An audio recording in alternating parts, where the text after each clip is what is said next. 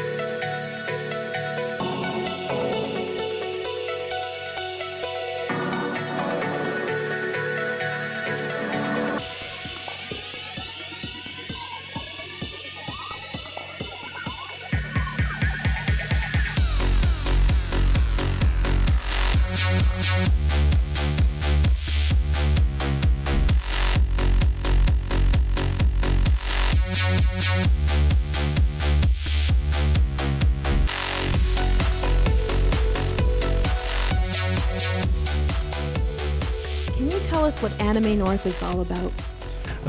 Anime North is really, one way to think of it is, when you walk out and you see all the people, and if you watch the way they interact, it's a gathering of people who love anime, and in another aspect, it's almost like a family reunion. As you'll hear a squee as two people see an old friend, and they run and they hug and they talk, and it has very much like a reunion party atmosphere. And one thing that we've tried to do as a convention is to try and focus on the fan. So sort of our motto is by the fans, for the fans. How did this start, though? We were the University of Toronto Role-Playing and Anime Club. So we grew out of the UTARPA, as well as the Scarborough Anime Club, the York University Anime Club, the Mississauga Campus Anime Club.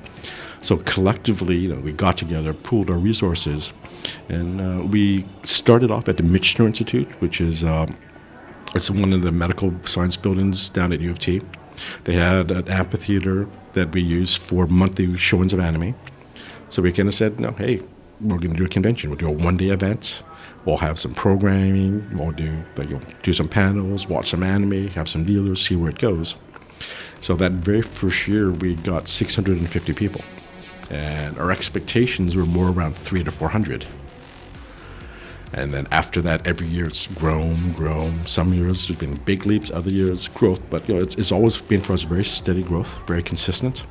On any given day, there's about 22,500 people on site. But that's just actual attendees, people who actually buy tickets. Media such as yourself. We have 1,000 staff who aren't included in that, just under 1,000 staff who aren't included in that total. The people manning the deal room tables aren't part of that total. So there's thousands of people beyond that number. It's actually a tradition that for us, it goes back, when I mentioned there's other conventions, the science fiction conventions, and those are fan-run conventions. And for us, it's a not-for-profit corporation. So we're not here to try and rake in money. Money simply is what we use to pay the convention center and all the bills. It's what we get paid in is the satisfaction. As I look, when I get up, I can be at my window. I look out, and I see 20,000 people, and they're hanging out with friends. They're talking. They're laughing. They're looking and say, "Wow, that's an amazing costume. I want to do something even cooler next year for myself." And I'm standing back and just watching all that happens, and that's really a sense of immense satisfaction for us. So just like why anyone does any kind of volunteer work.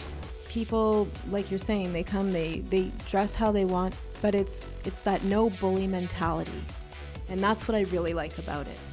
Yeah, actually, if you look around, we actually have posters with a harassment policy saying, okay, these are your rights. Like if you see someone being bullied, please do this. Tell us about it. Let us know so we can do something. If you're being bullied, this is what we want you to do. Tell us about it so we can, we want you to have a great time. We don't want anything to get in the way of that happening. And I found that the anime community in general is very welcoming. I like the unique part of it is that there are different venues for just different ideas, different things that people like. Well, a lot of it because it is impossible to fit everything we do in one venue. But it did sort of lend itself naturally. For example, Doll North happens at one of the other hotels, and with the ball-jointed dolls. And those dolls expensive. They're crazy expensive, but they have theirs. The Yaoi people have their own. They have a couple rooms in one of the other hotels, so they have their own. They do their own traction program. They have dedicated rooms to just them. The gaming people have their own stuff. Like, there's board gaming, video gaming, role playing. All that's kind of scattered in different levels. Knowing Aaron, you're probably more familiar with the gaming side of things. But we try and offer a wide range, but a lot of it is what people bring to us. So we're more like a platform for people to express themselves. Like, did you have a chance to see the wrestling ring? And that's the case of a guy saying, hey, like, did you know that there's cosplay wrestling? Would you like us to come to the events? Like, yeah, cool. Or the guys, that outdoor stage. Yeah. It started off as one guy with, he had a hatchback, he had a couple speakers and a DJ table. And he pulled into like the side parking lot, plugged it in, and started DJing, and people were dancing, having a great time. But it's like, dude, you don't have permission to plug in. Sorry, but please give us your contact number. Get in touch with us, and we will set you up, and we'll make an official part of it next year. All the events that happen throughout the convention is because someone came to us and said, "I've got an ID." And if they got it organized, and if they can say, here's the ID, here's how we execute it, this is all the details, it's like, cool. You can take it, drop it in, give your place, and you've got yourself an event.